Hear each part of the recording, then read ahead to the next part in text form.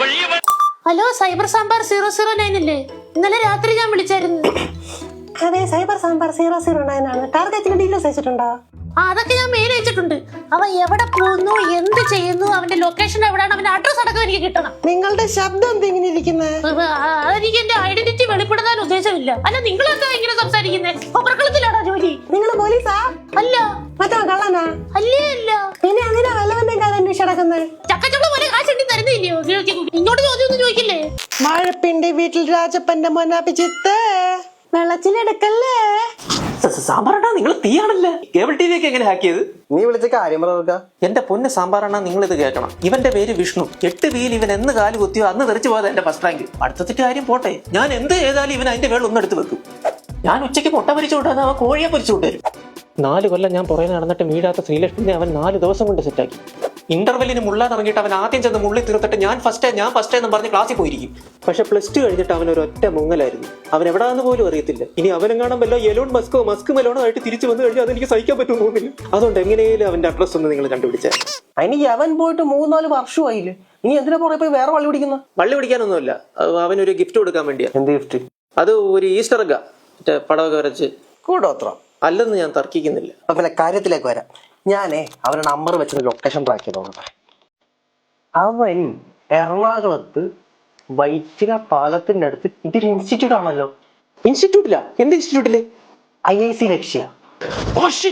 അപ്പൊ ഇതാണല്ലേ അവൻ മാർഗമല്ല ലക്ഷ്യമാണ് പ്രധാനം എന്ന് പറഞ്ഞുകൊണ്ട് നടന്നത്. അവൻ മെയിൻ ആകാനുള്ള പരിപാടിയെ നിങ്ങൾ എന്തെങ്കിലും ചെയ്ത് അവനെ പൂട്ടിക്കണം. ഓക്കെ, CCTV ആക്സസ് കിട്ടുമോ നോക്കട്ടെ.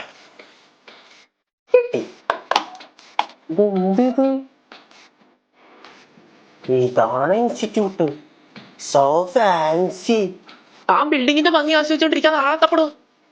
എത്ര ചില്ലറ പണിയല്ല. ഫേഷ്യൽ റെക്കഗ്നിഷൻ ഒക്കെ റൺ ചെയ്യണം, ടൈം എടുക്കും. അത് ശരി. എന്റെ വീട്ടിലെ കേബിൾ TV ആക്കിയാൽ എനിക്ക് വലിയ ഉത്സാഹമായിരുന്നല്ലോ. കാശ് എണ്ണി വായിച്ചിട്ട് ആ പണിയെ അറിയില്ലേ?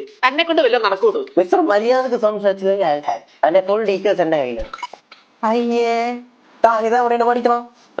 അത് +2 കഴിഞ്ഞിട്ട് എന്താ വേണമെന്ന് അറിയാൻ മറ്റേ ബികോം. അവിടെ തിരുപ്പൂരാ. താരേനെ ഡ്യൂട്ടി കോളേജിലാണ് പഠിക്കുന്നത്.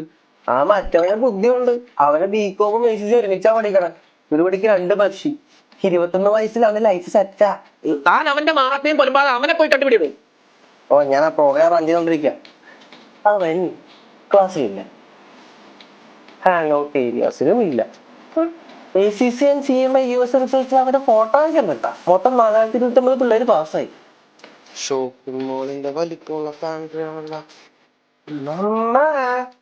ചോറായോ? എടാ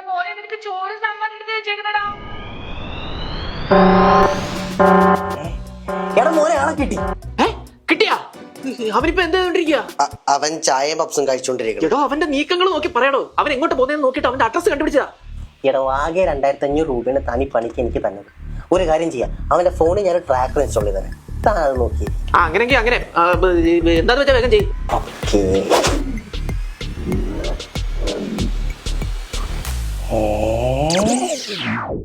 കാര്യങ്ങളൊക്കെ ഒന്ന് പെട്ടെന്നാക്കണേ. ഹലോ ഹലോ, വല്ലതും കിട്ടുവോ?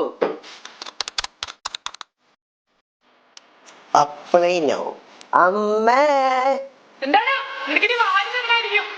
മാർഗമല്ല ലക്ഷ്യമാണ് പ്രധാനം. ഞാൻ വേണേ ഒരു 1000 രൂപ കൂട്ടി തരാം കേട്ടോ.